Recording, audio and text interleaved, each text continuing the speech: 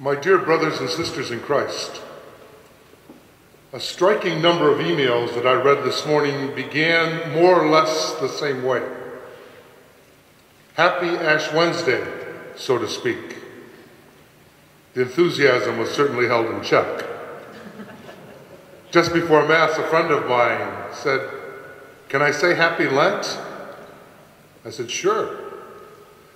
Nobody has greeted me yet today, the day's still young, with the enthusiasm or the insistence of St. Paul, who said, "This is a very acceptable time. Today is the day of salvation." Now that doesn't surprise us, does it? Because I think most of us Catholics probably view the coming of Lent with a combination of resignation, regret, and even sadness.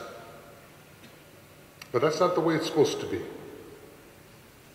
Lent is a period given to us by the Church in which we have the opportunity to live our Christian lives as fully as possible and as conscientiously as possible in order to prepare ourselves better to celebrate the great feasts of our redemption.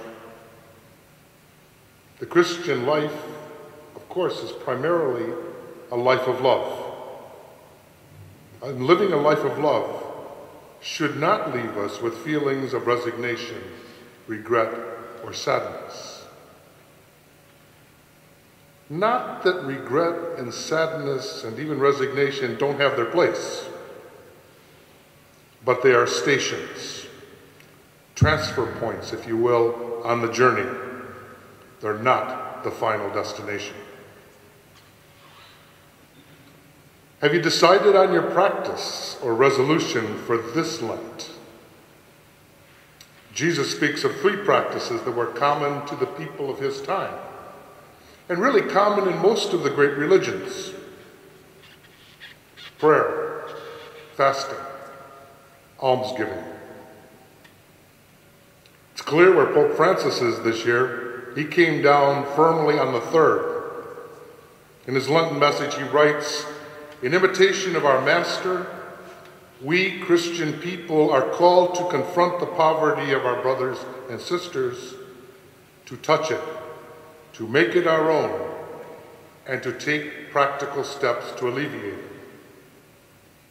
He also says he never trusts a discipline that doesn't hurt a little bit. Sergeant Shriver, the late brother-in-law of President John F. Kennedy and the founder of the Peace Corps, once advised students at a university that the best thing they could do after their graduation was to go home and break the bathroom mirror. He said it would keep them from looking too much at themselves. Lent can be a time to break the bathroom mirror in each of our lives. But if you haven't made up your mind about this Lent and you're open to suggestions, I'll put in my 2 cents. I recommend you participate in daily Mass. Or if this isn't possible, to get a missalette or to go online each day and read with the whole church the scriptures that are proclaimed each day of Lent. You'll find that the church has selected readings that fall into 2 distinct categories. Beginning today, and through the first 3.5 weeks, the daily message is an invitation to change our minds and to soften our hearts. The second half begins with the Monday of the 4th week of Lent, and the church begins to listen to the Gospel of John, right up to chapter 13, except for portions that we read on Sundays. The purpose isn't to present a crash course in Jesus of Nazareth 101, but rather an invitation to enter each day progressively into the mystery of Jesus Christ, the Son of God, the one whom the Father sent so that all who believe in him may not perish, but may have eternal life. Brothers and sisters, I think we need to listen to the movement of the Word of God in both halves of Lent. Since our capacity for self-deception is almost infinite, don't we need from time to time a hammer blow, a prophetic truth about ourselves to wake us up to the real situation about us, about the world, about sin and our part in it. Christian discipline should bring us to the end of our rope and then show us that our best efforts do not work. But Lent is not savage negativity. We begin today recognizing that we are dust, and into dust we are certainly returning. Repentance is hoping for nothing less than the truth. And the truth is that we are more than a passing stage of dust.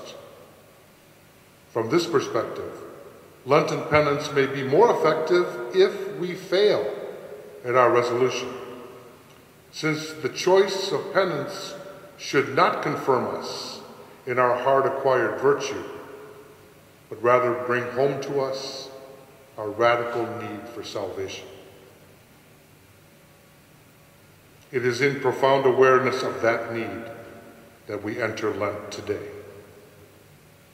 It is in profound awareness of that need that we enter the mystery of Jesus Christ, the Redeemer of the world. Beginning today, we will celebrate together the great passion,